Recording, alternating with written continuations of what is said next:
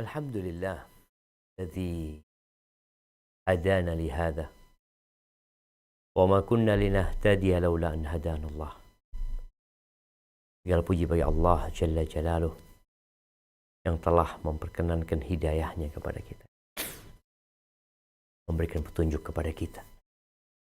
Sebuah nikmat yang agung ya. Yang kalau kita kehilangan semua nikmat dunia, tapi Allah memberikan hidayah kepada kita, maka cukup untuk menggantikan segala duka dan luka.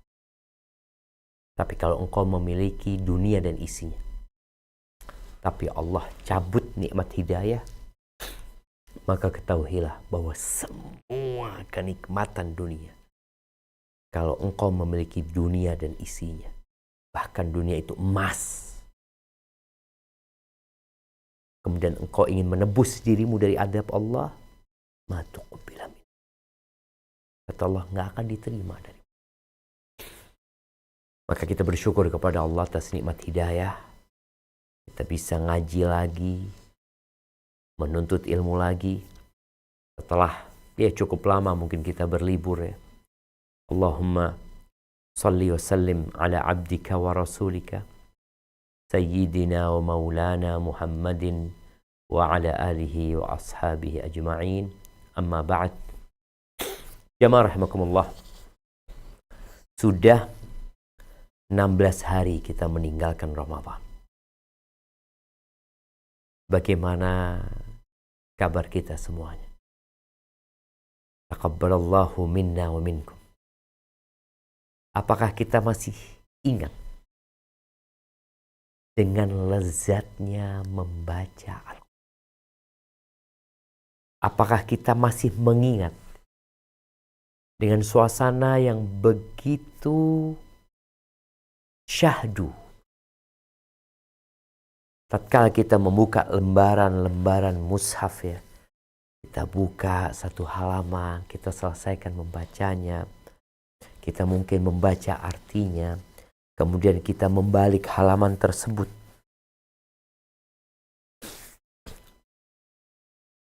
Lalu tiba-tiba kita sudah menyelesaikan satu juz.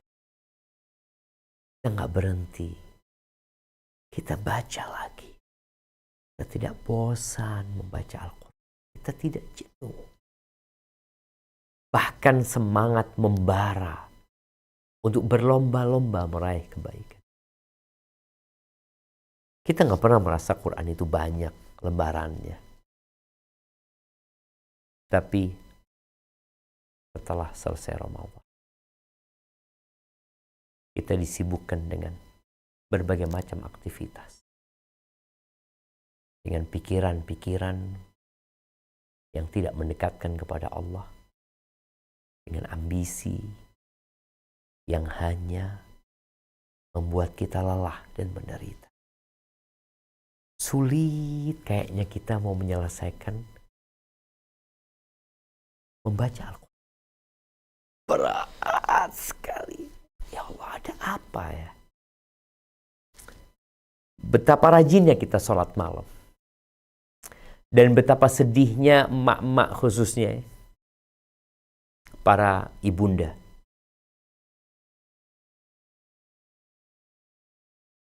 Ketika datang bulan.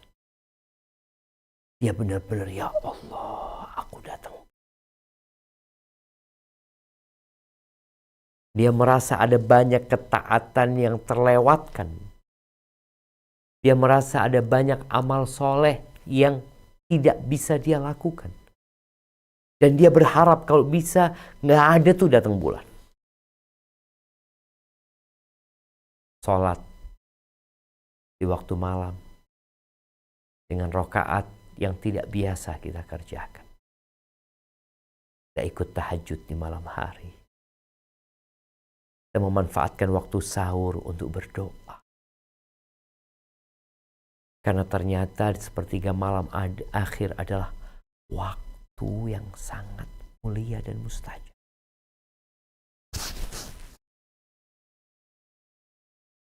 Tapi selesai Ramadan, kita nggak lagi beraturan tidurnya. Atau beraturan tidurnya. Makan udah gak karu-karuan. Minum seperti itu. Yang laki-laki kadang kala sulit ke masjid. Sebagian kita ketika Ramadan ada keinginan.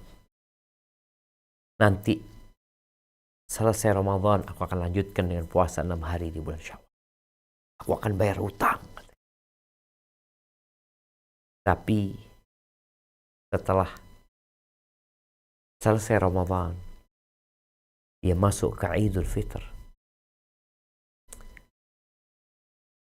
Ya, udah lain gayanya. Udah sulit bagi kita untuk kembali berpuasa. Bahkan sebagian ada yang baru bayar utang di bulan Sya'ban umpamanya. Padahal nggak ada sih yang menghalangi dia untuk puasa di bulan Syawal. Ahibbati fillah. Apa sebenarnya yang berubah? Ya memang kita bukan di bulan Ramadan. Kita memang tidak sedang berada di bulan di saat pintu-pintu surga dibuka, pintu-pintu neraka ditutup, setan-setan dibelenggu.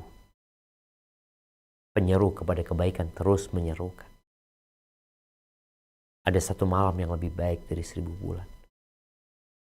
Ada doa yang mustajab. Artinya, memang kita nggak berada di bulan Ramadan. Tapi bukan berarti kita nggak bisa menjadi lebih baik daripada sebelum Ramadan. Ramadan hadir untuk membekali kita. Agar 11 bulan ke depan kita bisa menjaga diri.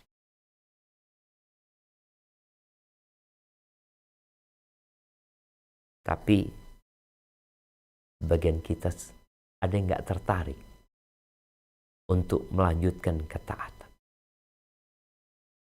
Jamaah rahimakumullah. Yang menyebabkan orang malas beribadah adalah lupa dengan kematian. Yang menyebabkan orang jadi ambisius. Punya angan-angan yang panjang, padahal pasti angan-angan dia akan terputus dengan ajalnya. Itu lupa dengan kematian. Di bulan Syawal ini, berapa orang yang mati? Sebagian kita kerabatnya meninggal dunia. Kemarin dapat informasi kakak kawan kita meninggal dunia. Ibunya masih hidup, sehat. Anaknya udah.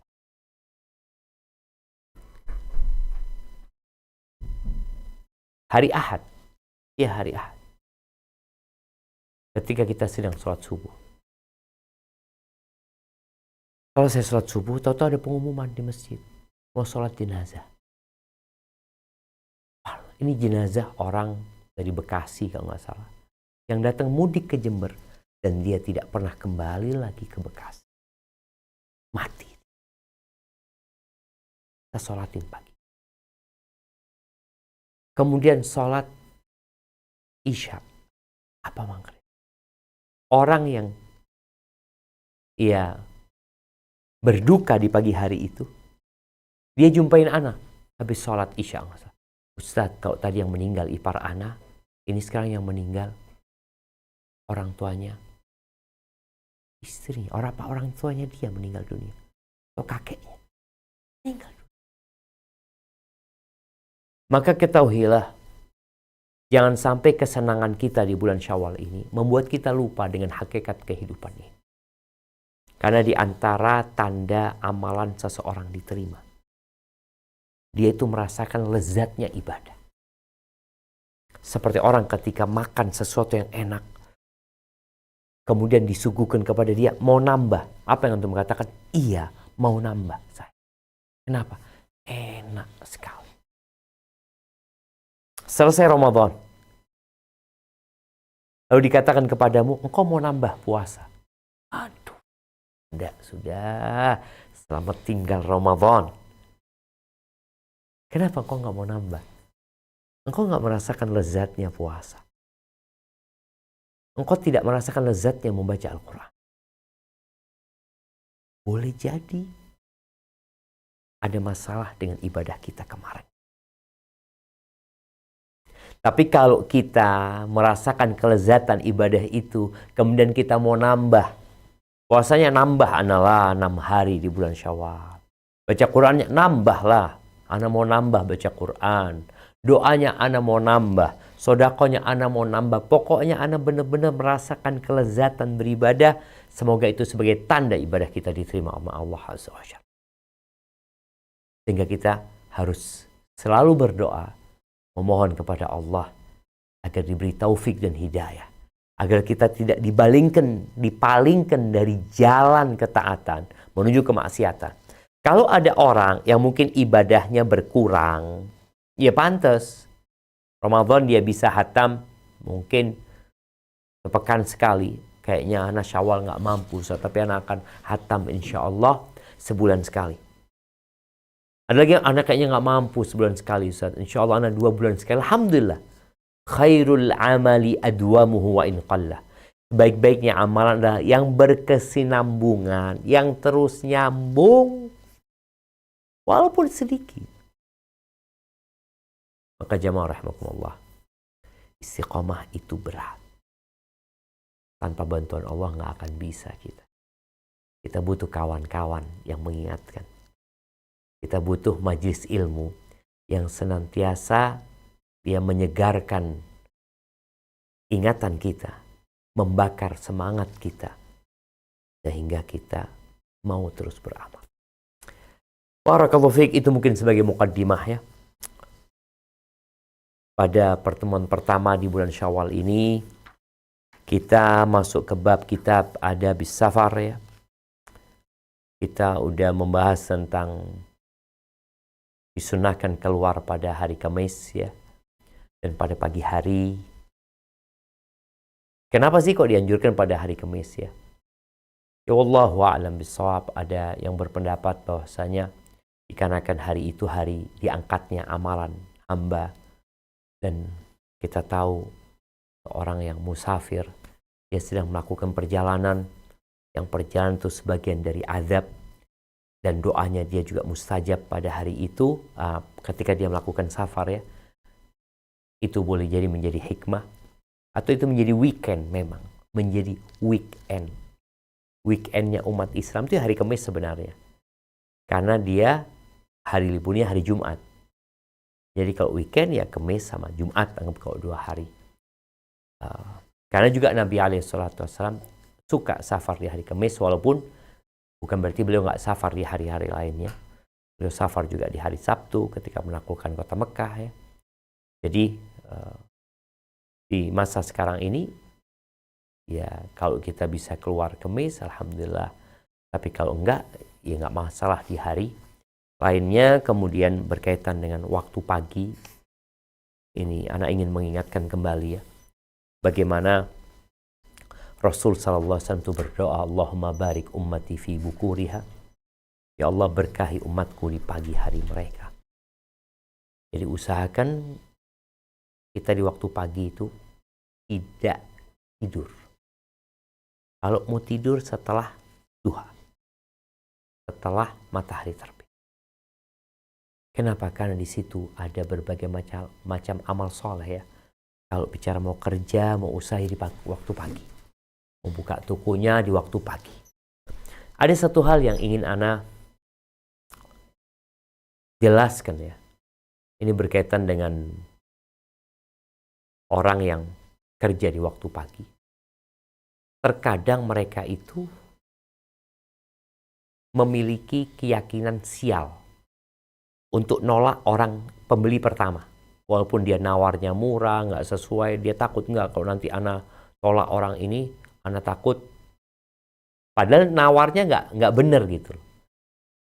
Sebagai penglaris buat dia.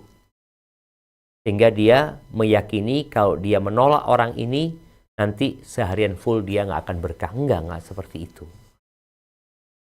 Jadi berjualanlah. berusaha berdaganglah dengan selalu memohon kepada Allah Azza wa Jalla keberkahan. Dan usahakan kita tidak tidur setelah subuh, kecuali setelah matahari terbit ya. Kita manfaatkan waktu itu untuk baca Quran, untuk zikir pagi, ya untuk olahraga mungkin, untuk usaha, tapi jangan sampai kita gunakan untuk tidur. Ada banyak waktu lain untuk tidur. Waktu tidur itu di malam hari sebenarnya. Allah jadikan malam itu sebagai waktu tidur.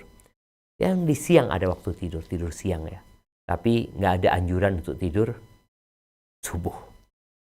Barakallahu fiik. Naam. Silahkan untuk dibaca. Bismillahirrahmanirrahim. Bab 167. Dianjurkan mencari teman dalam safar dan memilih salah seorang dari mereka sebagai amir safar yang ditaati. Hadis nomor 958. Ani bani Umar radhiyallahu anhuma qala Rasulullah sallallahu alaihi wasallam law anna an-nasa ya'lamuna minal wahdati ma a'lamu ma sara rakibun bilalin wahdahu. Rawahu Bukhari. Wahdahu.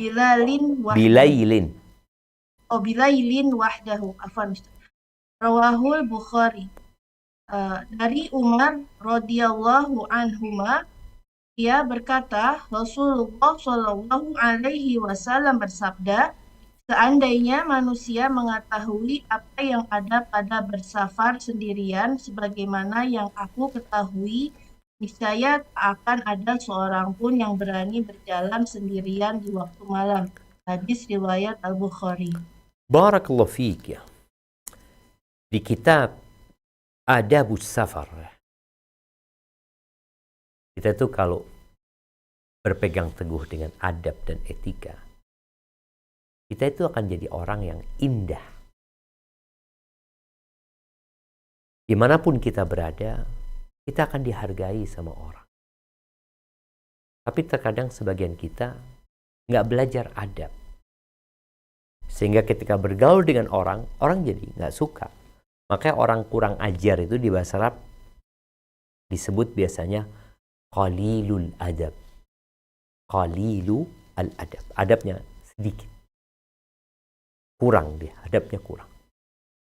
Ketika bicara adab safar di sini, disebutkan bab dianjurkan mencari teman dalam safar. Safar itu menyingkap kepribadian seseorang. Safar itu membuat kita jadi tahu karakter seseorang. Kenapa? Karena perjalanan ini biasanya akan mengalami kondisi yang berubah-ubah. Kondisi senang, kondisi sedih, kondisi capek, lelah, kondisi nggak mood. Ada banyak kondisi. Kita akan tahu dalam perjalanan ya. Contoh ketika pesawat delay umpamanya. Atau kendaraan yang dinaiki rusak. Hanya butuh perbaikan. Ada orang yang duduk merenung. Dia berpikir ya sudahlah mau gimana lagi. Tapi ada orang yang teriak-teriak. Ada yang marah-marah. Disitulah kita tahu karakter seseorang dengan perjalanan ini. Ketika kita sedang duduk bersama dia dalam kondisi senang, ya mungkin dia baik gitu. Tapi kalau dalam kondisi susah, belum tentu. Makanya ada orang yang kemudian berebut ya untuk mengambil sesuatu ketika dalam perjalanan. Ya. Ada banyak lah. Maka kita ketika safar, usahakan tidak safar sendirian. Di sini kita perlu mencari kawan. Baik, berangkat bersama kawan. Ya nggak sembarang kawan lah.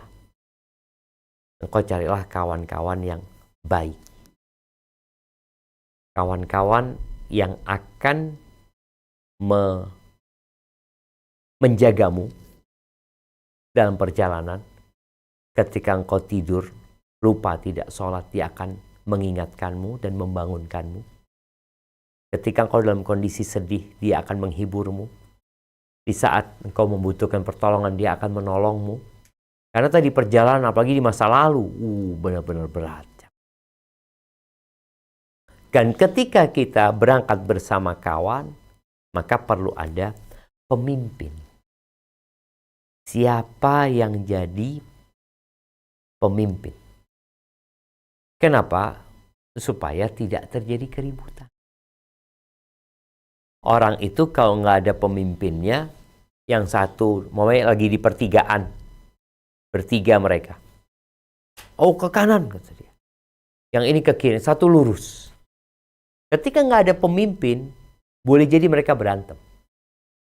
Tapi tatkala mereka sudah memilih salah satu dari mereka untuk menjadi amirus safar, maka ucapan dialah yang diikuti. Selama tidak bertentangan tentunya dengan syariat. Ketika dia berkata, kita istirahat di depan setelah 1 kilo. Lalu mereka mengatakan, jangan, enaknya setelah 3 kilo, enak gini-gini. Itu usulan. Nggak apa-apa memberikan usulan kepada pemimpin, musyawarah, tapi keputusan tetap keputusannya amir, pemimpin mereka. Baik, kemudian namanya pemimpin ya harus ditaatin. Apa gunanya pemimpin kalau dipilih, ditetapkan, kemudian tidak ditaatin? Maka babnya di sini disebutkan yuti'unahu, artinya menaatinya, mematuhinya. Jangan sampai kita memilih fulan sebagai pemimpin, lalu kita nggak mau diatur sama fulan. Kok siapa? Loh, iya, aku sama seperti kalian, tapi kalian menjadikan aku pemimpin. Sholatnya nih, mau sholat jamak takdim apa jamak takhir umpamanya. Mereka ngomongnya takhir aja. Pemimpinnya mengatakan enggak, kita jamak takdim. Nurut sama pemimpin.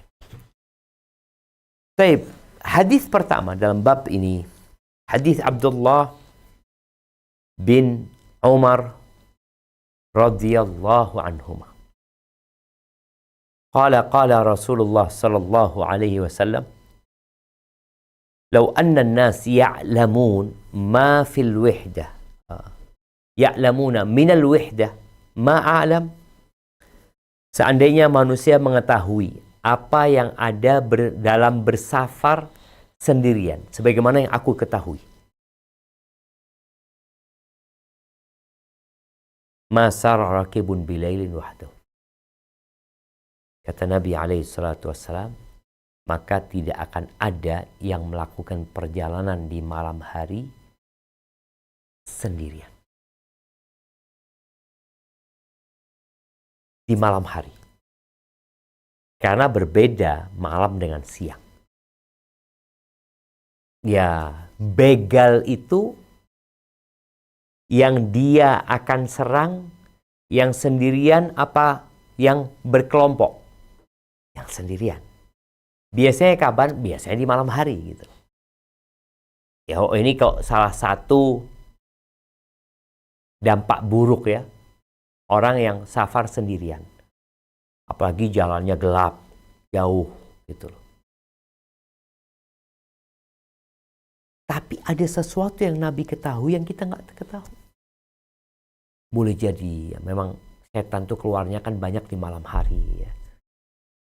Ada mungkin dia diganggu di tengah jalan sama setan. Ada hal seperti itu. Maka hendaklah bagi yang mau safar itu berkelompok, jangan sendirian. Di antara bentuk safar berkelompok itu ya naik kereta api. Itu nggak sendirian. Memang antum sendirian dari rumahnya. Tapi di kereta api rombongan, nggak sendirian. Naik pesawat sama. Antum nggak sendirian. Kecuali di pesawat antum sendirian. Enggak lah. Adalah orang yang masuk pesawat sepi kadang, tapi tetap ada pramugarinya, ada pramugaranya, ada pilotnya ya. Biasanya seperti itu. Jadi itu mungkin safar dengan kafilah. Walaupun kita nggak saling kenal, tapi itu disebut kafilah lah, rombongan, tetap rombongan. Taib, bagaimana kok safar sendiri 5 mobil atau 5 motor, tapi nggak barengan? Ya kalau berkelompok berarti dia nggak sendirian. Atau 5 mobil, 1 mobil 1 orang isinya, tapi barengan. Nggak masalah, dia nggak sendirian. Bagaimana Ustaz dengan jalan yang sudah rame? Artinya kita di jalan tuh nggak sendirian. Di jalan itu nanti ada mobil, ada motor, ada becak, ya rame lah jalan itu nggak sendirian. Ya, mungkin orang yang jalannya rame seperti itu, ya nggak seperti dengan orang yang sepi jalan. Namun tetap usahakan ketika melakukan perjalanan tidak sendirian. Ada orang yang perjalanan naik mobil sendirian, jamaah. Dia turun mau sholat. Kadang-kadang di padang pasir ya kalau di Arab sana. Tahu-tahu dia disengat kalajengking. Kemudian dia pingsan. Nggak ada yang tahu. Mati dia di sana. Tapi ketika berkelompok, ada kawannya. Paling enggak ada yang bisa menolong dan membantu dia. Baik, safar sendirian. Ketiduran. Belum sholat maghrib sama isya, bangun subuh. Nggak sholat maghrib dengan isya dia di waktunya. Tapi ketika ada kawan, saling mengingatkan. Jadi Nabi SAW mengatakan dalam hadis ini, agar orang mau berpikir, kalau kalian tahu yang aku ketahui berkaitan dengan safar di malam hari sendirian nih, kalian nggak akan safar di malam hari sendirian. Akan berusaha mencari kawan. Tuh begal-begal tadi udah disebutkan rata-rata karena sendirian. Maka berusahalah kalau engkau sendirian, jangan cari jalan yang sepi. Islam ini sudah memberikan arahan 1446 tahun yang lalu, jamaah. Sekarang kita dengar dari pihak kepolisian memberikan arahan ya, oh kalau jalan di malam hari tolong ya, jangan di jalan yang sepi. Karena boleh jadi ada begal di sana. Ya betul memang. Carilah jalan yang ramai. Jangan sendirian.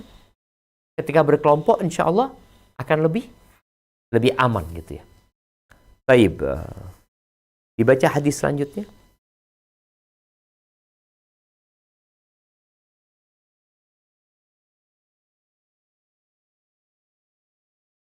Bismillahirrahmanirrahim. Hadis nomor 959. Wa an Amri bin Syu'aib an abihi an jaddihi radhiyallahu anhu qala Rasulullah sallallahu alaihi wasallam ar-rakibu syaitan war-rakibani syaitanani was-salasatu rakbun rawahul Abu Dawud wa Tirmizi wa Nasa'i bi'sanadi Bi'asanida sahihah. bi'ahsanadida sohiha wa qala at-Tirmizi hadisun hasan.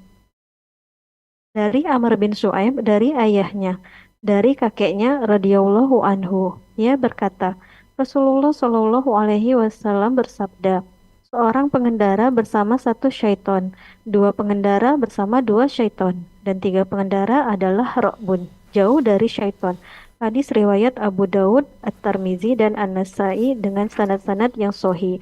At-Tirmizi berkata, hadis hasan. Barakallahu fikum. Taib. Di hadis ini, Nabi SAW memberikan sebuah penjelasan agar orang itu nggak safar sendiri. Beliau mengatakan ar-rakibu syaitan. Orang yang safar sendirian itu, rakib itu pengendara ya. Tapi nggak harus berkendaraan, boleh jadi dia jalan kaki ini.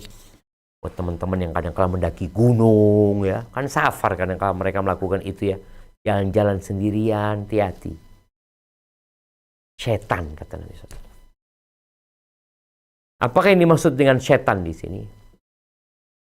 Para ulama ada yang menyebutkan bahwasanya Dia disebut setan karena dia diikutin setan. Didampingi setan.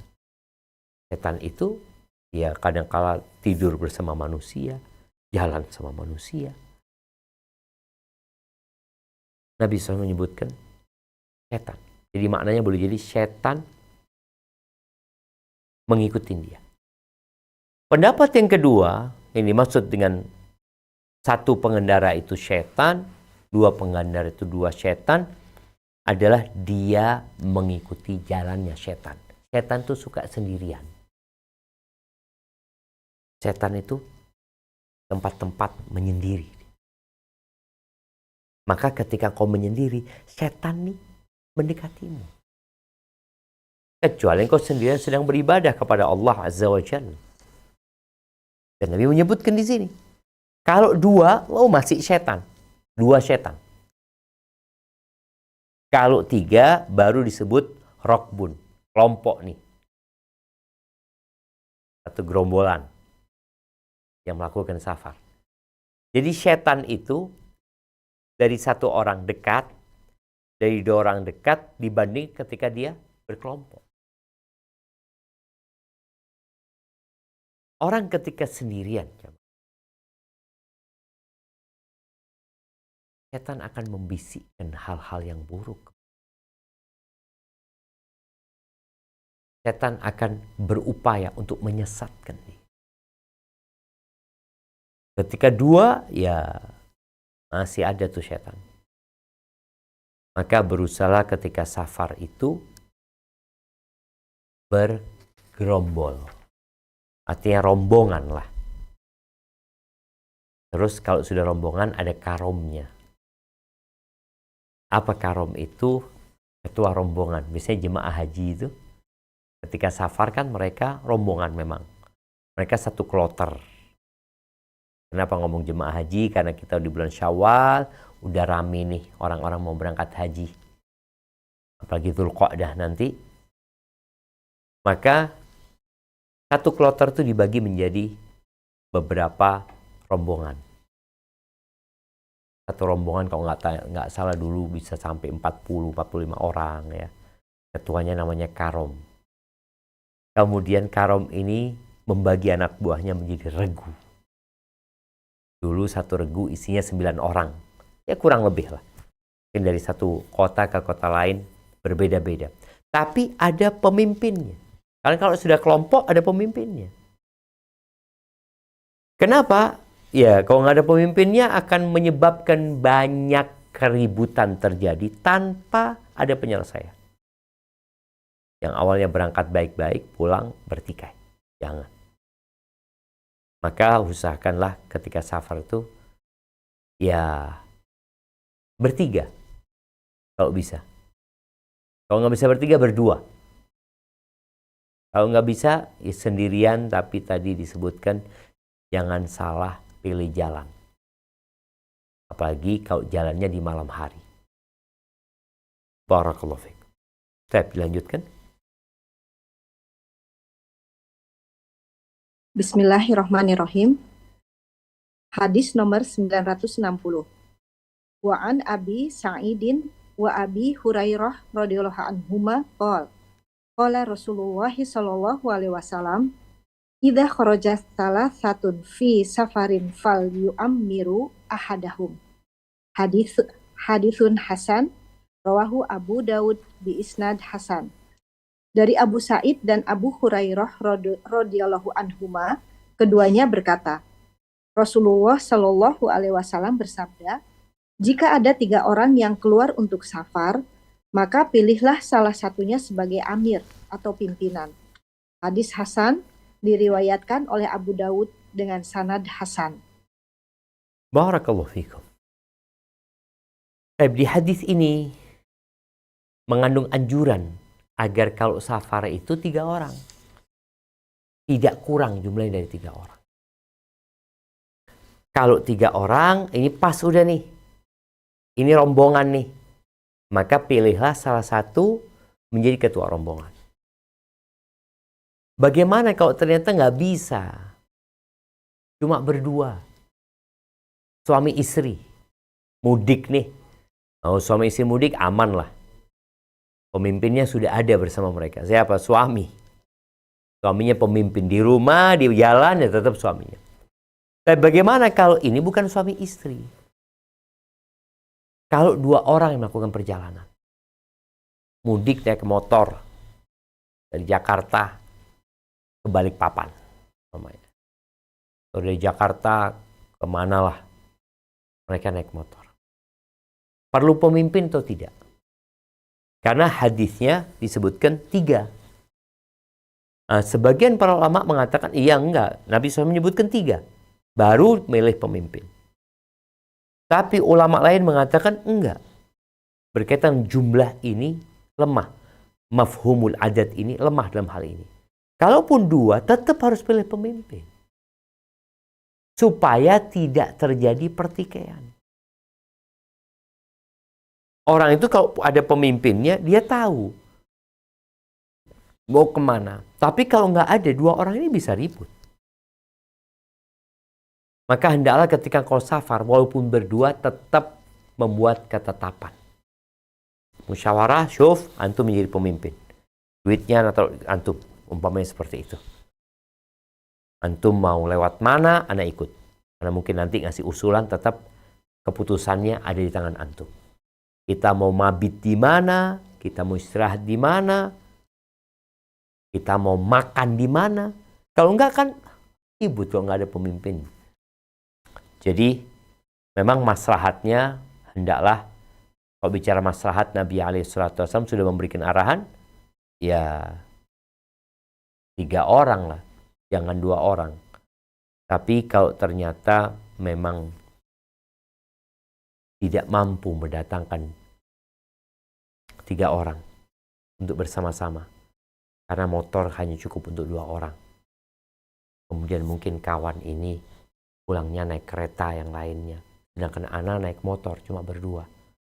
Maka seperti tadi yang diarahkan, jangan cari tempat-tempat yang sepi, karena berbahaya, apalagi di malam hari. Kemudian tetap memilih pemimpin, sehingga dia memutuskan ketika menginginkan sesuatu, keputusan ada di tangan pemimpin. Dan ingat, ketika fulan sudah dipilih jadi pemimpin, tugas anak buah sami'na wa ata'na. Tapi ada nggak cocok, sami'na wa ata'na. Ada nggak suka, sami'na wa ata'na. Ini seharusnya nggak di sini, berhenti kita ini. Sami'na wa ata'na. Insya Allah sampai rumah selamat. Tapi kalau di perjalanan anak buah sudah nggak nurut sama pemimpinnya, na'udzubillah, ditakutkan kecelakaan, kemudian mereka meninggal dunia. Banyaknya kecelakaan yang kita lihat di negeri kita, sampai pemerintah memilihkan bagaimana mereka bisa mudik gratis ya di beberapa daerah, ya karena banyak orang-orang yang tidak tahu adab safar, sehingga semaunya dia safar, ngantuk pun tetap safar, atau disebabkan ngantuk tapi anak juga jangan berhenti, kurang dikit lagi ternyata jurang. Akhirnya mereka harus terjatuh ke dalam jurang, terluka, bahkan sebagian mati. Maka adab safar ini bukan hanya untuk dibaca, tapi untuk diamalkan. Biasanya kalau mau mudik kan posko mudik ini itu, kemudian ada arahan bagaimana tata cara mudik yang benar ya. Nah, kita sebagai muslim, selain aturan yang dibuat oleh pemerintah dan arahan yang sudah mereka sampaikan, kita perlu menyampaikan kepada umat Islam ada adabnya untuk safar itu. Barakallahu fiik.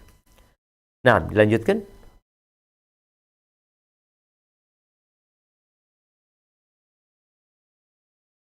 Bismillah, hadis nomor 961. Wa ani ibni Abbasin radhiyallahu anhuma anin nabiyyi sallallahu alaihi wasallam qala khairu sahabati arba'ah wa khairu saroya arba'u mi'ah wa khairul juyusi arba'atu alaf walan yuhlabasna asyara alfan min kilah rawahu Abu Dawud wa Tirmidzi min kilah rawahu Abu Dawud wa Tirmizi wa qala hadisun hasan. Dari Ibnu Abbas radhiyallahu anhuma, dari Nabi Shallallahu Alaihi Wasallam bersabda, baik-baiknya jumlah teman adalah 4 orang, sebaik-baiknya jumlah detasemen adalah 400 orang, dan sebaik-baiknya pasukan adalah 4.000 orang. Dan jumlah 12.000 orang tidak akan kalah disebabkan jumlahnya yang sedikit. Hadis riwayat Abu Dawud dan At-Tirmizi, dan ia berkata hadis hasan. Barakallahu fikum. Ini hadis diperselisihkan keabsahannya. Walaupun kita lihat ini dihasankan oleh Imam At-Tirmizi dan sebagian ulama mengatakan hadis ini sahih. Nabi alaihissalatu wassalam mengatakan khairus sahabati arba'atun. Sebaik-baiknya sahabat itu ada 4.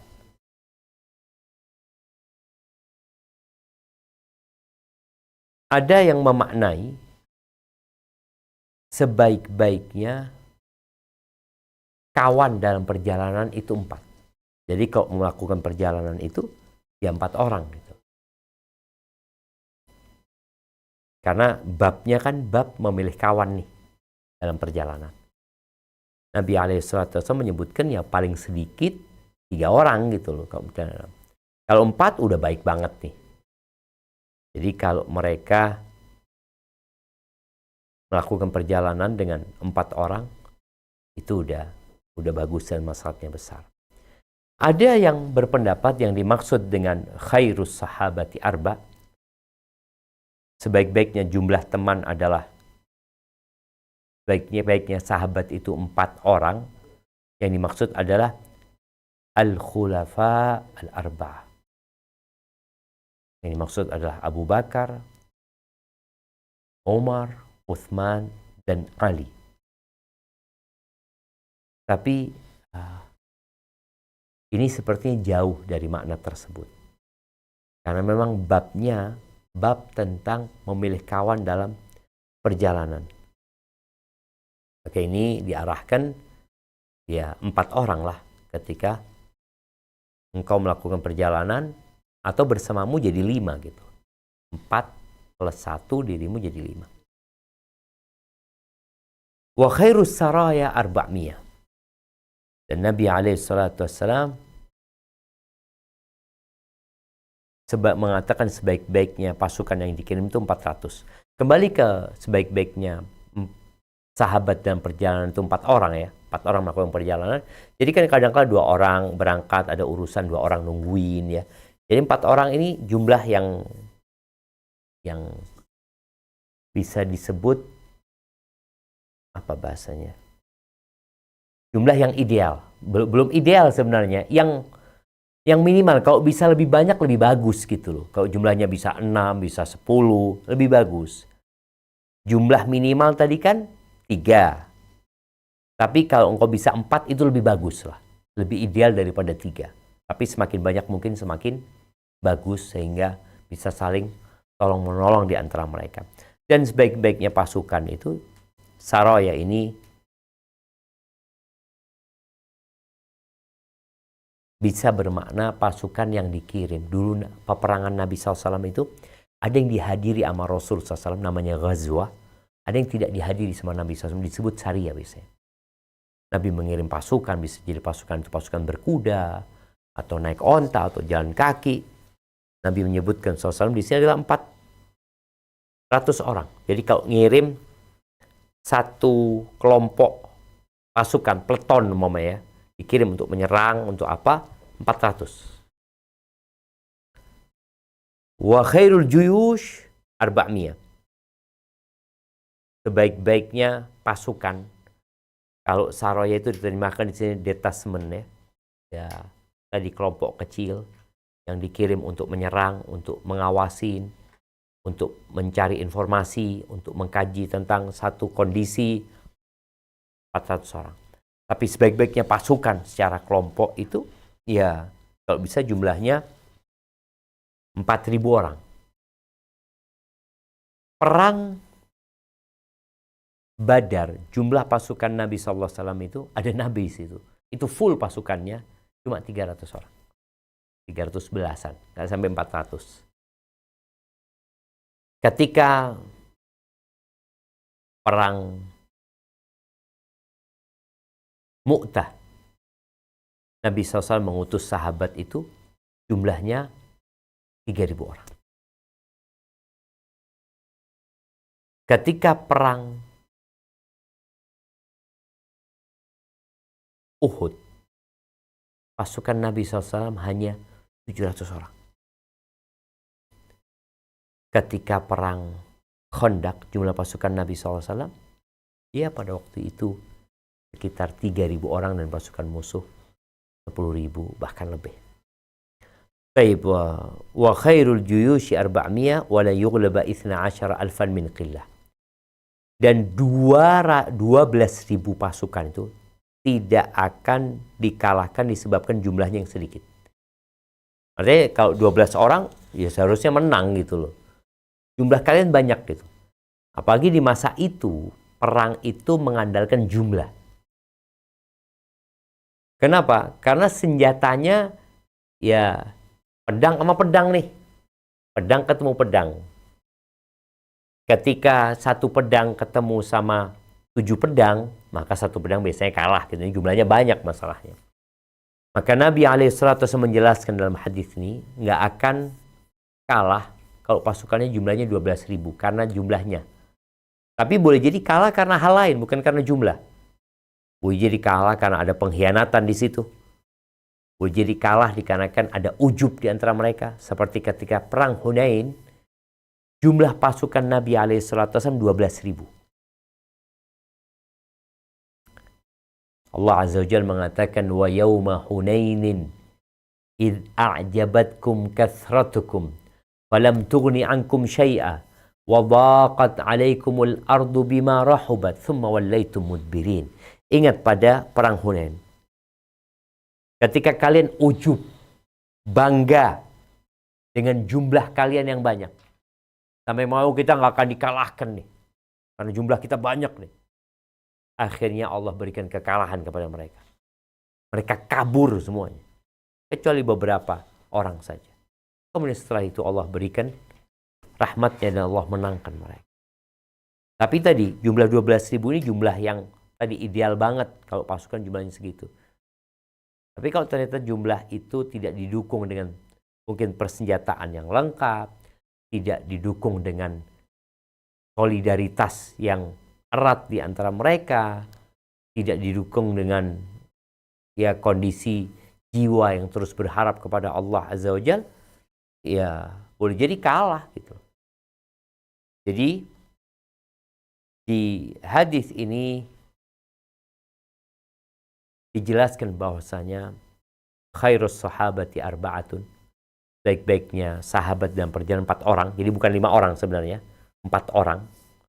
Itu sudah bagus, ideal ya. Kemudian kalau nggak bisa 4 ya 3. Nggak bisa 3 ya usahakan 3. Karena kalau 2 itu masih 2 setan, apalagi sendirian. Barakallahu fiik. Baik, mungkin ini menjadi hadis terakhir yang kita bahas pada kesempatan kali ini.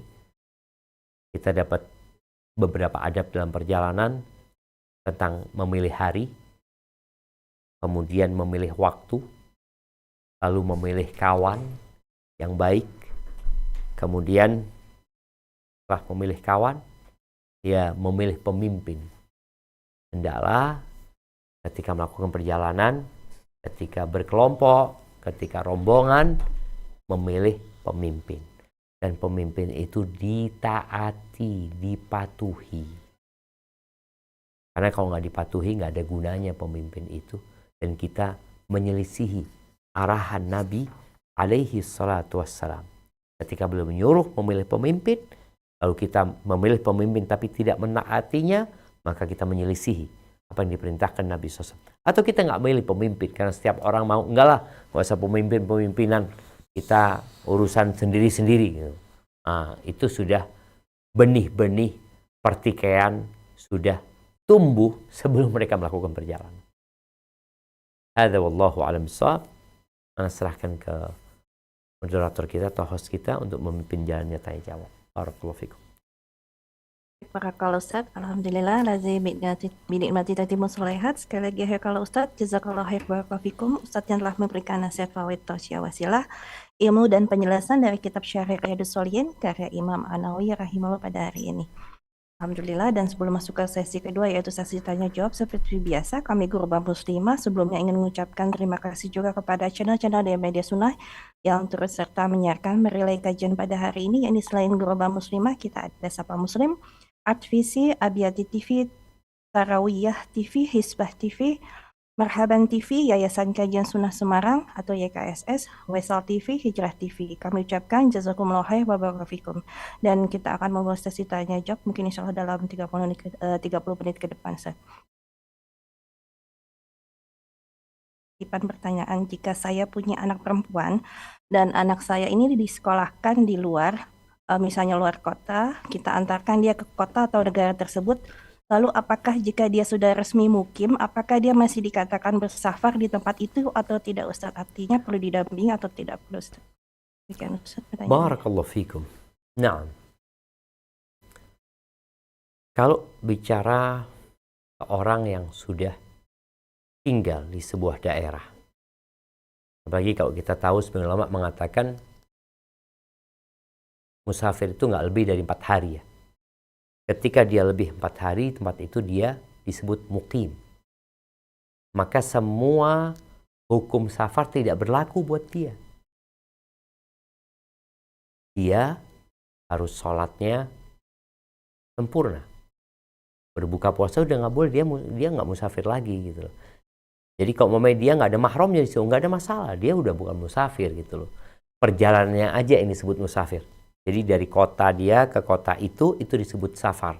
Tapi ketika sudah sampai ke kota itu, seperti anak-anak yang ada di pondok umpamanya ya, anak-anak yang kuliah di negeri yang berbeda, anak-anak perempuan ketika mereka sampai situ, ya udah hukum safar udah nggak berlaku lagi. Ketika dia sudah niat untuk menetap di sana. Ada wallahu a'lam bishawab. Nah. Barakallahu fiik Ustaz, semoga dapat dipahami khususnya sudah bertanya. Tafadhali mungkin Ukti Uut bisa menjelaskan pertanyaan atau ada pertanyaan yang disampaikan kepada Ustaz Zuna. Tafadhali Ukti Uut. Jazakallah khair Ukhti Tias. Assalamualaikum warahmatullahi wabarakatuh Ustaz. Ahsanallahu ilaikum. Bagaimana hukumnya jika seorang wanita yang bersafar atau mungkin umroh tanpa mahram tetapi beserta teman atau bersama saudara perempuan Ustadz, karena sudah tidak punya lagi saudara laki-laki atau om laki-laki gitu Ustadz. Barakallahu fikum. Barakallahu fikum. Naam ahibati fillah. Bicara safar ya. Jadi ada orang yang dia safar kemana-mana tanpa mahram. Artinya dia berangkat berkunjung ke tempat kerabatnya. Dia udah biasa tanpa mahram gitu loh. Kemudian ketika mau umroh tanya, Ustadz, apakah umroh harus pakai mahram? Enggak. Umroh itu nggak harus pakai mahram. Haji itu nggak harus pakai mahram. Yang pakai mahram itu safarnya. Safarnya yang pakai mahram. Artinya kalau orang berangkat haji dari Mekah, dia haji, nggak perlu mahram. Orang umroh dari jarak yang bukan safar di Arab Saudi, ya dia nggak perlu mahram gitu. Jadi untuk teman-teman yang nggak punya mahram, berusaha untuk mencari mahram ketika safar, bukan bicara umroh ya, ketika safarnya.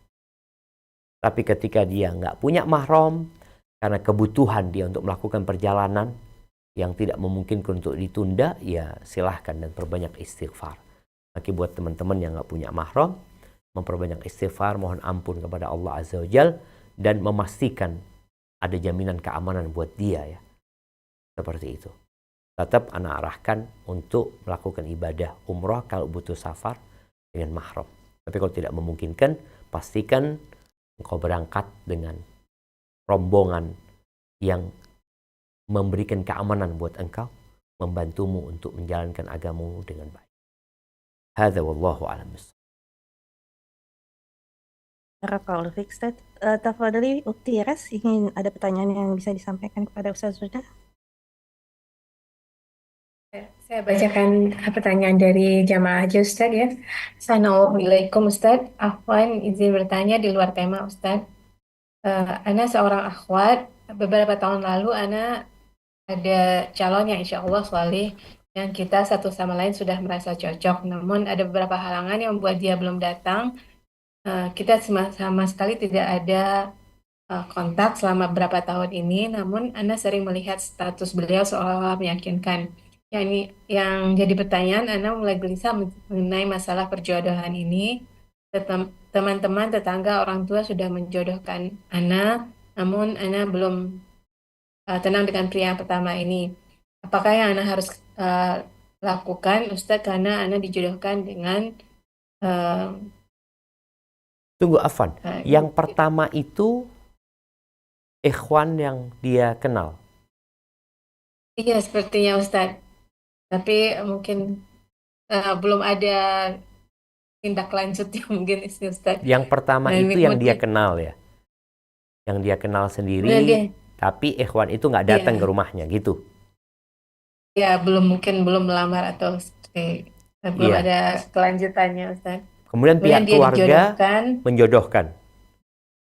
Nah, dari akhlaknya insya Allah bagus, namun dia belum kenal sunnah, dan saat Ana bertemu, Ana tidak melihat dia sholat karena Ana takut menikah dengan laki-laki yang tidak kenal sunnah. Apakah Ana harus menunggu pria yang pertama, Ustadz, atau sampai kapan Ana harus menunggu? Mohon nasihatnya, Ustadz. Masya Allah, barakallahu fiik. Naam ahibati fillah. Sebelum kita lahir, takdir kita udah dicatat ya. Allah udah tahu dengan akhir dari cerita kita. Maka kita memohon kepada Allah agar Allah menutup cerita kita dengan husnul khatimah. Adapun berkaitan dengan jodoh.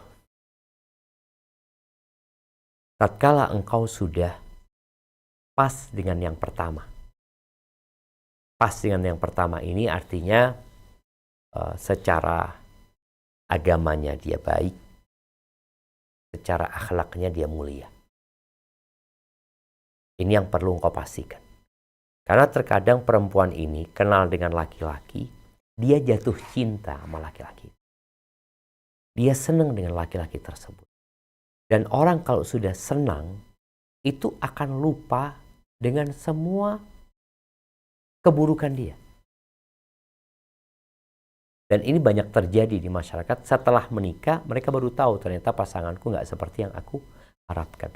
Maka tolong pastikan akhlak dan agamanya. Tapi gimana Ustaz? Ana sudah pernah komunikasi dan Ana rasa dia adalah laki-laki yang baik ya, yang insya Allah cocok untuk menjadi imam dalam kehidupanmu, menjadi pemimpin, kemudian menjadi ayah buat anak-anakmu. Tapi kok ternyata dia nggak ada itikat baik untuk melamarmu. Maka perlu dipastikan, nggak harus nunggu. Gimana Ustaz, masa anak perempuan tanya? Boleh. Kau tanya lewat orang lain. Atau juga engkau sebelum bertanya, engkau minta tolong sama orang untuk memastikan agama dan akhlak orang ini. Jadi kita tuh kalau kenal orang dari omongan dia, ya karena lisannya pandai berdusta, anggaplah 55%. Kita butuh faktor-faktor penunjang agar jadi 90%. Salah satunya safar tuh. Safar itu menyingkap hakikat seseorang. Tapi kalau engkau ketemu seseorang di majelis ilmu, ya mungkin engkau lihat status dia kayaknya orang baik. Ada sebagian orang yang punya dua status. Sebagian orang ini punya dua status ya mah. Status soleh, status kurang soleh. Status soleh, oh selalu dia. Status WA-nya, status IG-nya. Dia punya IG lain, dia punya nomor lain, dia punya Facebook lain dengan inisial lain. Yang ini nggak diketahui. Maka tolong benar-benar dipastikan. Kalau kau sudah memastikan ya dengan segala cara, kemudian kau juga sudah istikharah minta pilihan sama Allah Azza wa Jalla, udah kirim orang. Tanya, sampaikan kepada dia, engkau mau nggak menikah sama fulana? Sebagaimana Khadijah radhiyallahu taala anha kirim Nafisah kalau nggak salah untuk menawarkan kepada Nabi SAW, kau mau nikah nggak? Nih Khadijah mau. Gitu. Tapi dipastikan dulu. Artinya Khadijah pun tidak serta-merta langsung menginginkan menikah dengan Nabi SAW.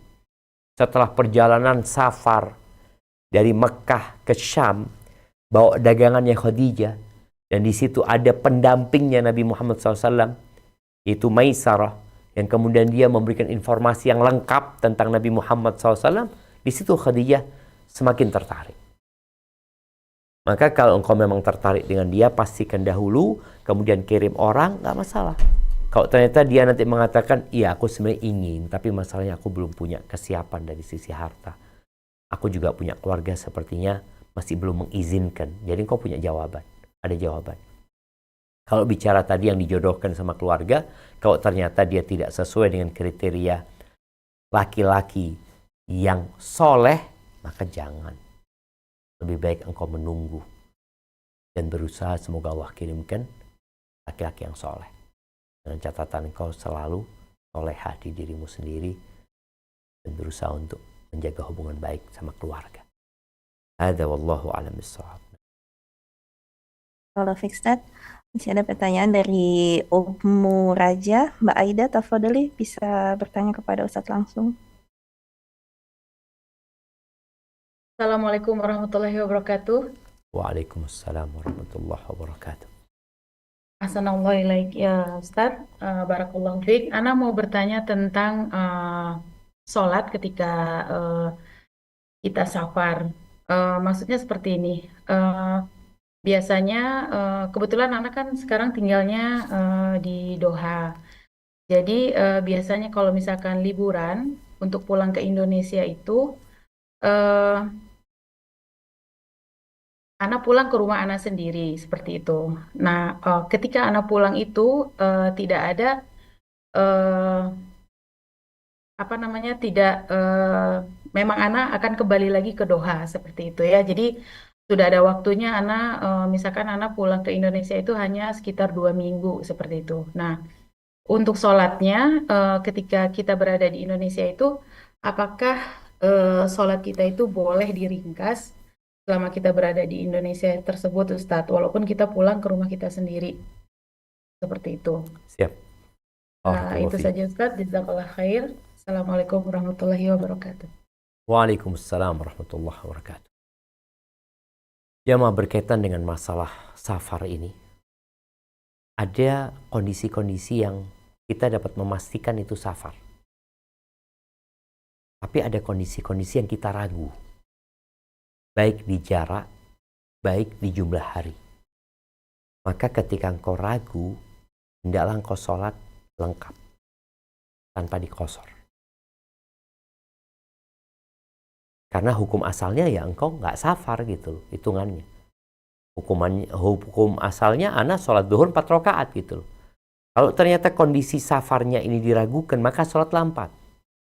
Kalau jamak itu kondisional. Tapi tadi kalau dikatakan dia sudah punya rumah di Indonesia, aslinya dia itu orang Indonesia.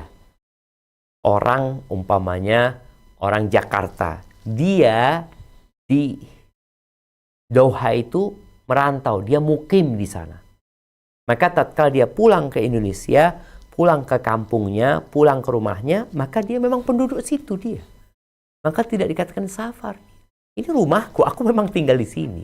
Cuma aku sekarang mukimnya di Doha, mukimnya. Tapi kalau bicara penduduk mana, ya penduduk sini aku, ini rumahku, ini kampungku. Maka yang seperti itu, hendaklah engkau sholatnya lengkap. Jadi mulai awal datang, sudah bukan musafir engkau. Engkau kembali ke tempat tinggalmu. Doha bukan tempat tinggalmu, Doha tempat mukimmu di sana.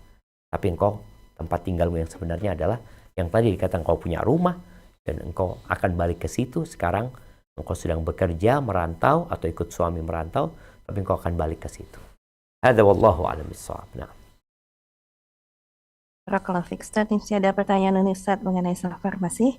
Apakah jika ada seorang mukim di luar Mekah, misalnya di Jeddah, atau jika pergi umrah atau haji, tetap harus dengan mahramnya, atau sama seperti orang yang bermukim di Mekah, bukan safar artinya. Bagaimana Ustaz? Barakallahu fikum ya. Kalau bicara safar, memang jumhur ulama berpendapat mereka menggunakan jarak. Apabila jaraknya itu 80 km, kurang lebih segitu, maka dia dianggap safar. Jadi kalau yang di luar kota Mekah, tapi masih belum ngelewatin 80 km. Jadi 80 km ini setelah melewatin kampungnya ya. Kalau kampungnya itu nyambung dengan kota, berarti itu dianggap satu kota sebenarnya.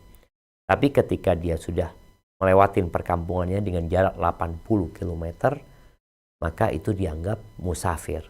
Maka musafir ya butuh mahram gitu, namanya musafir. Tapi kalau nggak sampai segitu, maka dia tidak dianggap musafir. Maka dia boleh berangkat ke Mekah tanpa mahram, dan dia sholat di Mekah juga nggak boleh dikosor, nggak ada hukum safar buat dia. Jadi sebenarnya kembali kepada tentang jarak tadi, jarak safarnya buat orang yang tinggal di luar kota Mekah. Hadza wallahu a'lam bishawab. Kalau baik Ustaz, tafadhali Ukti Uut bisa menyampaikan pertanyaan dari jamaah Zoom. Baik. Jazakillah khair Uhti Tias. Assalamualaikum warahmatullahi wabarakatuh Ustadz. Izin bertanya Ustadz. Warahmatullahi wabarakatuh. Nah, tafadhal. Ustadz izin bertanya, apakah syarat pemimpin safar itu harus yang agamanya baik, atau yang lebih tahu jalan, atau yang lebih pengalaman dalam perjalanan Ustadz? Barakallahu fikum. Ya, pertanyaan tadi, apakah pemimpin itu harus yang paling soleh, atau yang paling pengalaman, atau yang paling tahu jalan? Jadi kembali kepada yang dibutuhkan dalam perjalanan itu.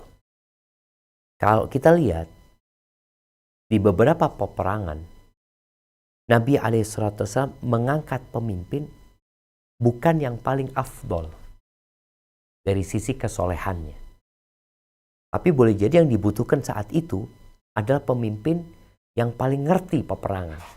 Ketika Khalid bin Walid memimpin perang, di pasukan Khalid itu ada yang lebih soleh dari Khalid. Mungkin ada yang lebih banyak hafalan Qur'annya daripada Khalid bin Walid. Tapi dia memiliki kelebihan yang dibutuhkan dalam perjalanan itu. Maka dialah yang lebih pantas untuk jadi pemimpin. Ketika pemimpin safar, apa yang dibutuhkan sebenarnya? Oh, kita butuh pemimpin yang pengalaman, yang ngerti. Kalau enggak nanti ya tersesat kita. Ana kalau mamanya, Ana jadikan pemimpin. Loh, Ana memang bisa Ana ceramah, tapi kalau suruh ngasih arahan jalan, oh tersesat nanti. Maka hendaklah kalau ada orang yang paling soleh dan paling ngerti, paling berpengalaman, kayaknya dia lebih pantas. Tapi kalau enggak, ya carilah pemimpin yang memang sesuai dengan kebutuhan perjalanan itu. Hadza wallahu a'lam. Barakallahu fiik. Uktiras, mohon bisa dibantu dibacakan pertanyaan dari jamaah Zoom. Tafadhali. Assalamualaikum warahmatullahi wabarakatuh. Ustaz izin bertanya, kalau kita pulang kampung dari Jakarta ke Purwokerto, jika kita pulang kampung sendirian naik kereta atau bus, apakah ini termasuk yang tidak boleh sendirian, Ustaz? Barakallahu fikum.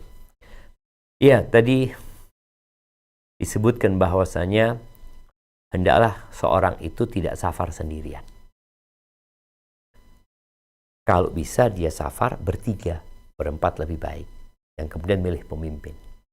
Tapi kalau ternyata nggak bisa dia safar naik kereta api. Di kereta api itu sebenarnya dia nggak sendirian, dia ikut kafilah. Walaupun dia nggak kenal sama masinisnya, dia nggak kenal dengan yang di kanan kiri, tapi dia terikut dalam rombongan tersebut. Buktinya di rombongan itu ada kepemimpinan. Pemimpinnya siapa? Kalau naik kereta ya masinis umpamanya. Di mana dia berhenti umpamanya. Kemudian dia kalau umpamanya di antara penumpangnya ada yang sakit akan dipanggil ke dokter ya. Artinya dia nggak sendirian. Dia dalam rombongan. Maka insya Allah nggak ada masalah. Karena dia dalam rombongan. Bahkan tadi udah disampaikan juga, ada yang kondisi jalannya ini rame gitu loh. Memang Ana nggak kenal dengan motor yang di depan Ana nggak kenal dengan mobil yang di kanan kita. Tapi kita ini bareng-bareng gitu loh. Seperti konvoy media sendiri. Itu juga nggak dikatakan sendirian.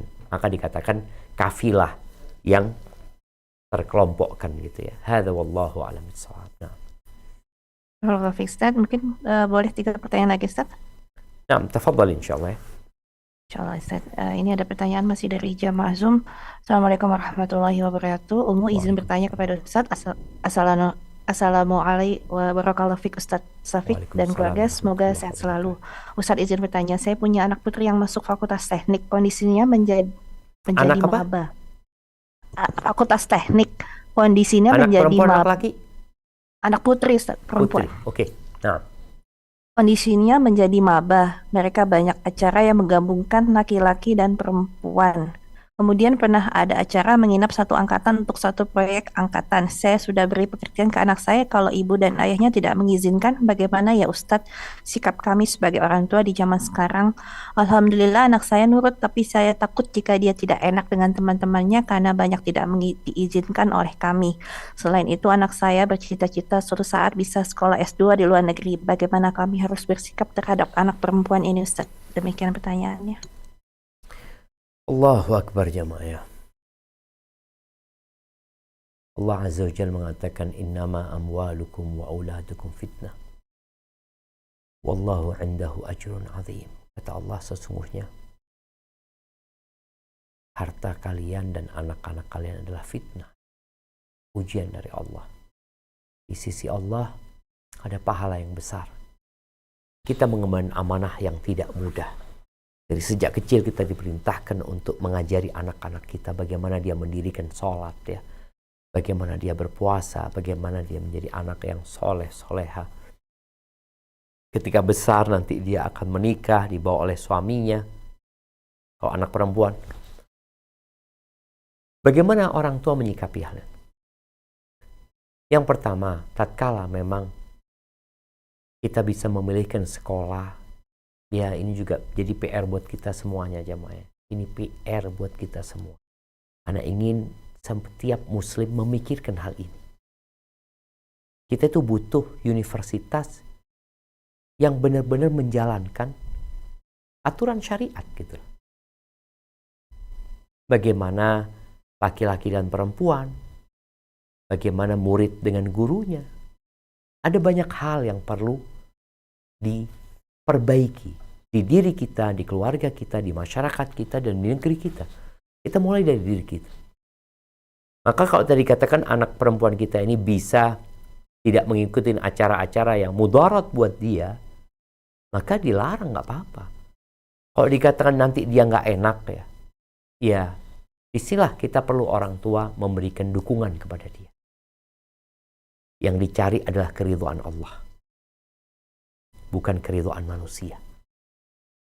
Ketika seorang hamba mencari keridhaan Allah, Allah akan bikin semua orang ridho sama dia. Tapi tatkala kita mencari keridhaan manusia dengan membuat Allah murka, maka Allah akan bikin orang-orang murka sama kita. Ini harus ditanamkan di diri anak-anak kita. Jadi ada perkara-perkara yang memang mudarat, mereka nggak ikut, ya sudah jangan ikut ya. Kalau nanti dia kepingin sekolah ke luar negeri, ini butuh juga kita memberikan pemahaman apa sih sebenarnya yang dicari. Apa sebenarnya? Kadangkala yang ditontonlah yang memberikan inspirasi kepada dia. Dia menonton ini kok keren banget, dia menonton ini keren banget ya. Bagi sekarang di dunia maya ini, orang menonton apa saja. Maka adalah orang tua terus memberikan bimbingan, memberikan arahan ya. Terus mendoakan dia. Ada kondisi yang memang anak itu mungkin ya dia maksa, maka tolong orang tua jangan doakan keburukan buat anak. Kalau akhirnya dia tetap maksa, dia dengan fasilitas dari kita atau dia dengan fasilitas dari siapa dia tetap berangkat umpamanya, tetap orang tua perlu memberikan arahan, memberikan pendampingan, karena ada orang tua yang berlepas diri akhirnya. Kalau berlepas diri anaknya jadi benar nggak apa-apa. Yang ditakutkan anaknya malah jadi nggak benar. Berapa banyak orang-orang yang kuliah ke luar negeri pulang sudah murtad dan meninggalkan. Apalagi ke negeri orang-orang kafir ya. Hadza wallahu a'lam bissawab. Kalau Fiksa semoga dapat dipahami untuk yang bertanya khususnya juga untuk kita semua umumnya. Atau Fadli Ukti Uut bisa menyampaikan pertanyaan dari jamaah Zoom. Baik, Ukti Tias. Assalamualaikum warahmatullahi wabarakatuh, Ustadz. Waalaikumsalam. Ustadz izin bertanya, mana yang lebih afdol dan yang lebih baik didahulukan, memberangkatkan adik-adik perempuan yang belum pernah umroh, mereka berusia 50 tahun lebih, atau paman dan bibi yang sudah 70 tahun lebih dan juga belum mampu secara finansial, Ustadz. Barakallahu fikum. Wa fikum wa barak ya. Ahibati fillah, yang pertama, kalau bicara umroh ini ibadah yang wajib buat yang mampu. Menurut pendapat yang lebih kuat ya, yang mengatakan umroh juga wajib. Sebagaimana haji, rukun Islam, umroh ini termasuk kewajiban bagi yang mampu. Jadi kita perlu memahami bahwasanya adik-adik kita nggak mampu, bagi mereka berarti nggak wajib. Paman kita juga nggak mampu, bagi mereka nggak wajib. Terus gimana kalau kita ingin memberangkatkan? Mana yang lebih banyak pahalanya buat kita? Jadi kalau bicara silaturahim, ada rahim yang dekat, ada rahim yang jauh. Lebih dekat mana kakak beradik dengan keponakan dan paman? Lebih dekat kakak beradik. Karena benar-benar dari satu rahim. Kalau keponakan sama paman ini, rahimnya di mbahnya. Nyambungnya itu di rahim neneknya gitu kan. Tapi kalau kakak beradik, nyambungnya di ibunya. Jadi lebih dekat dengan kakak beradik daripada dengan paman. Maka mungkin engkau berangkatkan kakak beradik. Ini kalau dari sisi kedekatan rahim. Di mana kita perlu menyambung rahim kita. Baik, ada sisi lain Ustadz, sisi umur. Bicara umur sebenarnya kita nggak tahu ya siapa yang mati duluan. Boleh jadi keponakan mati lebih dahulu daripada pamannya. Dan kita sudah melihat orang tua yang memakamkan anaknya, kakek yang memakamkan cucunya, menguburkan cucunya. Jadi mungkin yang lebih diutamakan ya adik-adiknya, sambil terus berdoa memohon kepada Allah, semoga Allah berikan rizki.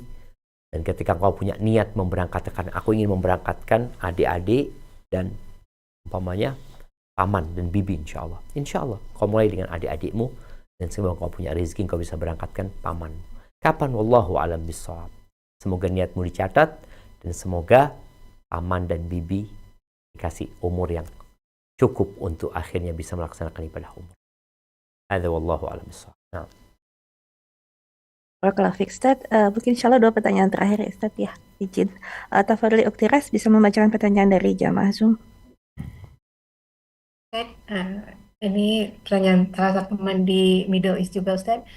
Assalamualaikum warahmatullahi wabarakatuh. Afwan izin bertanya Ustaz, bagaimana menyikapi tentang keadaan di kantor suami? Karena kantor memberikan perintah pada pegawai untuk full face atau membuka niqab. Buat pegawai perempuan, memotong jenggot dan hanya menyisakan hanya 3 cm saja. Dan yang memakai gamis laki-laki harus menutupi mata kaki. Apakah ini musibah atau ujian Ustadz? Jazakumullah khair, barakallahu fiik. Masya Allah, barakallahu fiik ya jamaah. Ada aturan-aturan yang terkadang mengandung unsur diskriminasi ya terhadap umat Islam. Tapi kadang-kala yang melakukan itu ya muslim juga ya. Apa yang perlu dilakukan? Ada hal-hal yang bisa ditoleransi. Kayak tadi umpamanya jenggot 3 cm ya, 3 cm itu mana ya? Alhamdulillah masih boleh jenggot 3 cm ya. Masih boleh daripada yang harus memotong jenggotnya. Seperti kalau kita lihat di negeri kita, tentara, polisi ya. Walaupun di beberapa negeri nggak ada masalah, Polisi mau pakai jenggot, tentara pakai jenggot ya. Karena itu nggak ada urusan dengan pekerjaan dia sebenarnya. Bukan berarti kalau jenggotnya berjenggot jadi lemah ya. Atau kalau nggak ada jenggotnya jadi semangat perang, nggak juga. Sahabat-sahabat Nabi pada berjenggot dan mereka jagoan-jagoan perang. Jawara-jawara di medan perang mereka. Tapi tadi kalau yang perempuan harus buka niqab, mungkin masih ada ruang di mana masalah niqab ini memang ada perselisihan di antara para ulama. Ada yang mengatakan itu fadilah dan ada yang mengatakan itu sebuah kewajiban. Maka ketika seorang berkeyakinan itu wajib ya berusaha dia untuk tetap berniqab ya. Walaupun nanti akan ada konsekuensinya. Itu kalau bicara niqab. Kalau dia masih membolehkan pakai jilbab, alhamdulillah. Baik, kalau yang bicara pakai gamis ya. Pakai gamis yang akhirnya harus menutup mata kaki, ya berusahalah dia umpamanya untuk tidak menutup mata kaki. Jadi setara dengan mata kaki. Kalau bisa memang tadi tidak. Kadang-kala kita itu memang terlalu tinggi. Udahlah, yang masih bisa ditoleransi kita lakukan. Kita sampaikan kepada mereka, ini kan masih bagus ya, insya Allah masih sesuai dengan nilai-nilai yang ada di perusahaan tersebut. Jadi kita berusaha semaksimal mungkin untuk mengurangi kemungkaran tadi. Ketika kita tidak bisa menghilangkan kemungkaran, paling nggak keberadaan kita mengurangi kemungkaran, meminimalisir ya kemungkaran tadi. Kalau bicara jenggot, alhamdulillah, Anda nggak tahu apa perusahaan akan tiap hari ngukur jenggotnya apa. Jenggotnya pegawainya ini berapa 3 cm lebih 1 mili umpamanya apa. Enggak lah, ada hal-hal yang semoga masih bisa dijaga. Dan berkaitan dengan pakaian tadi, usahakan tetap tidak menutup mata kaki, walaupun panjang tapi tidak sampai menutup, tidak sampai di bawah mata kaki maksudnya. Hadis Nabi SAW, ma tahtal ka'baini fa finnar, yang di bawah mata kaki ya. Dan ketika seorang yang berpakaian lebih di atas mata kaki ya, mungkin dia mengikuti pendapat Imam Nawawi ya. Kita pernah bahas di kitab ini, Imam Nawawi termasuk yang berpendapat bahwasanya kalau nggak sombong itu makruh, nggak sampai haram. Kalau sama sombong itu yang haram. Maka tetap kita berusaha untuk semaksimal mungkin ya, untuk mendekatkan diri kepada Allah dan menjaga batasan-batasan. Barakallahu fiik, mungkin kita ke pertanyaan terakhir, tafadhali. Barakallah Ustaz. Untuk pertanyaan yang tadi itu Ustaz sampai dicek security Ustaz kabar ya setiap kali hari masuk kerja. Jenggotnya Dicek semuanya. ya apa di? Iya, dicek satu-satu ya. Maksudnya Ustaz. dicek itu pakai meteran gitu. Wallahualam Ustaz. Siap, barakallahu Ini fiik. Ustaz. Ini ada pertanyaan tapi Afwan Ustaz, ini di luar tema dan sepertinya ini mungkin penting dipertanyakan karena titipan dari salah satu kawan mengenai orang tuanya yang sakit atau lumpuh setengah tubuh Ustaz. Apakah diperbolehkan atau ada uzur bagi laki-laki tidak sholat ke masjid karena diminta menjadi imam oleh orang yang sakit. Jadi anaknya yang laki-laki selalu dimintakan untuk menjadi imam sholat di rumah. Ustaz, bagaimana untuk menyikapi hal tersebut Ustaz? Masya Allah, barakallahu fiik. Iya, nggak masalah sebenarnya. Dia tetap sholat ke masjid, pulang dia jadi imam. Itu bisa dia lakukan ya. Artinya Mu'ad bin Jabal radhiyallahu anhu, dia nggak ingin kehilangan sholat bersama Nabi SAW. Dia sholat tetap di Masjid Nabawi. Padahal dia imam di kampungnya. Habis Isya dia pulang ke kampungnya, maghrib atau Isya mungkin ya. Dia ya Isya. Dia habis sholat Isya di Masjid Nabawi, dia balik ke kampungnya, dia jadi imam. Jadi dia tetap bisa mendapatkan 2 pahala, pahala berjamaah di masjid. Kemudian dia ketika pulang menjadi imam di keluarganya, dia dapat pahala sholat sunnah dan menjadi imam di keluarganya. Insya Allah dengan cara seperti itu dia bisa menggabungkan, tetap meraih banyak fadilah dan berbakti kepada orang tua. Ya capek, lelah, ya hidup ini harus ada pengorbanan ya. Semoga dengan pengorbanan itu Allah catat di timbangan kebaikan kita. Barakallahu fiik, itu yang dapat Anda sampaikan, kurang lebihnya mohon maaf. Semoga Allah berkahi kehidupan kita semua dan Allah kasih kekuatan agar kita bisa mengamalkan yang Allah perintahkan dan menjauhi yang dilarang dan tetap istiqamah setelah Ramadan ini. Subhanakallahumma bihamdika asyhadu an la ilaha illa anta astaghfiruka wa atubu ilaik. Ana kembalikan ke moderator. Jazakumullah khair. Wassalamualaikum warahmatullahi wabarakatuh.